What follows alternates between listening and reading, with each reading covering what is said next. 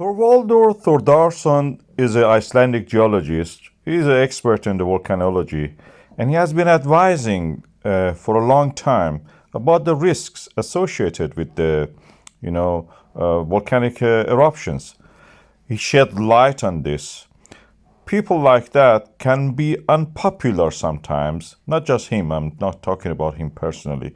If you're a person who goes and advises people about health and safety when they are sleepwalking into, for example, a floodplain or a danger zone in a mine or a cave, and pointing to the hazard and the risk associated with it and give them advice, you may be ignored. You will not be very popular. In Iceland, we have all the geological knowledge available. Maps are drawn. Systems of the volcanoes are known, and many books and publications are available about them. We have eruptions already and charts available for them to show that these eruptions are associated with this earthquake. We have the hazards for the gases and ash flowing toward the other parts of the world. And yet, your advice is ignored, pointed to the other direction. It's thrown away like a bag of trash. The risk is there, and we know this. We have to learn for this. For Grindavik, for Reykjavik, anywhere else in the world, geologists have to be listened. This image should be the icon for the geologist risk assessment. Where lava is there in the past, it may erupt and come there again. I have several videos about these situations, and I will put them after this video. My colleague is right on that we have to listen to the risk assessments. He's more tactful than me, but I'm just telling it more direct. We have to listen to the risk assessment. We have to listen to geologists. You cannot ignore the people who know. What is happening to the Grindavik and where to build it again? Grindavik is in the Reykjanes peninsula of Iceland, in the northern Atlantic Ocean. In this area, we had an uplift to the east and the west, and the central part, which was this town, is actually sinking, going down. And this is a graben situation. We have two fault lines controlling at the center. The town is falling. The whole area, the zone is falling, and the magma is rising there. This is the Eurasian plate separating from the North American plate. Tectonically, this is the active region, mid-oceanic ridge we call it. This is where the ground, the new earth, the new lithosphere is being built by the magma, which is we can see through this three-dimensional vision. Through the seals is rising, filling up the gap that created when the cracks in the ground appear. Rise into the ground, gluing it again in a way you can say. It takes a long time actually to dry. That's not a very good glue in that sense. But anyway, when the movements of the blocks of the lithosphere, the earth crust happens, this is the rising of the magma which creates these volcanic eruptions. We see the lava at the surface, and that is what we call as volcanic eruption.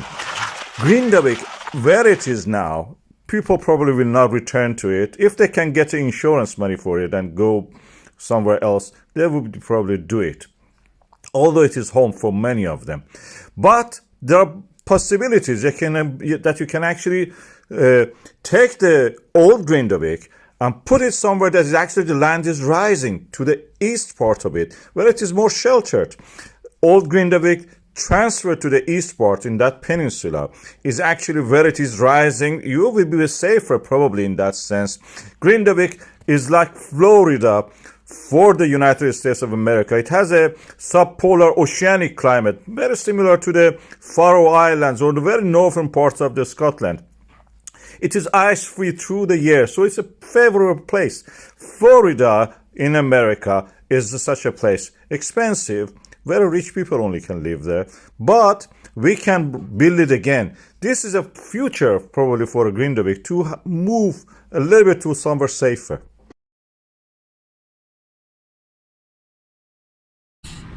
Area that was flooded. This is the area that was flooded on our last journey. Now, look at it now. Yeah? You can see where the building sites were. They were actually digging foundations here, and it's still waterlogged. You can see, there we go, all along there. Show that side. And I'm just going to turn the camera now. Here I am again. that is the crane we showed you in the... And this is, yeah. Well, you talk then, are you talking? Here's the building site. There we go, everybody. There we go, the building site. And they haven't learnt their bloody lesson. They have not given up. They haven't given up, they're still building. They're still building, they're going to have houses here. My God, look. I don't think any of the local people will be buying anything from here. This is it's called Team Side Way. Team Side Way. A4440.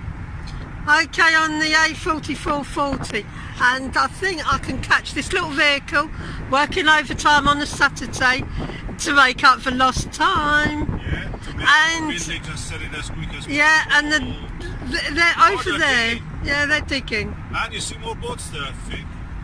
They're still digging, and if you can see down here, you'll see the builders here digging. But look, the land is still waterlogged. They're also building an access road that would be flooded. That was underwater. All this was underwater. Underwater. This is a valley.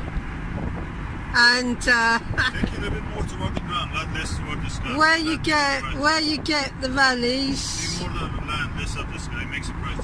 where you get the valleys and where you get the rivers.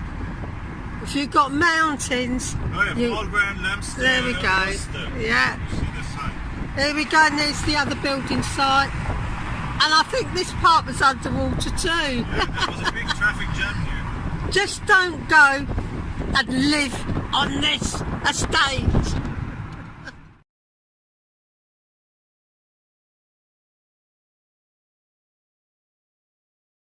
Floods! Don't take it out. There we go. And they're building new houses along here. So anyone who wants a new house, don't come here. Herefordshire. Yeah, this is Herefordshire. Where the months you don't... Wet. All The these river fields. Severn or Tees. Yeah, it's River Bay. wet. It is absolutely soaked. Look at it. I'll just let the camera run for a little while.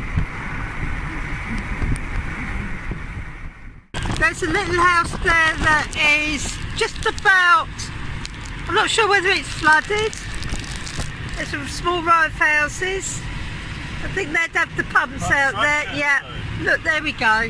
They were building houses Yeah, to sell to people. you can see they're actually, If you want to buy anything, look at the flood map of the UK. yeah, look at the flood map because these were having new builds. All of here was being new built. It's field after field and the same on the opposite side of the road. I think we can call safely the Herefordshire also a lake district. At the moment, everywhere we can just see lakes.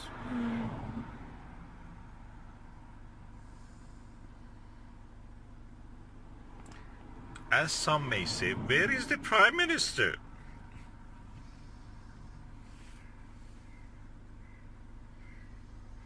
You get what you deserve.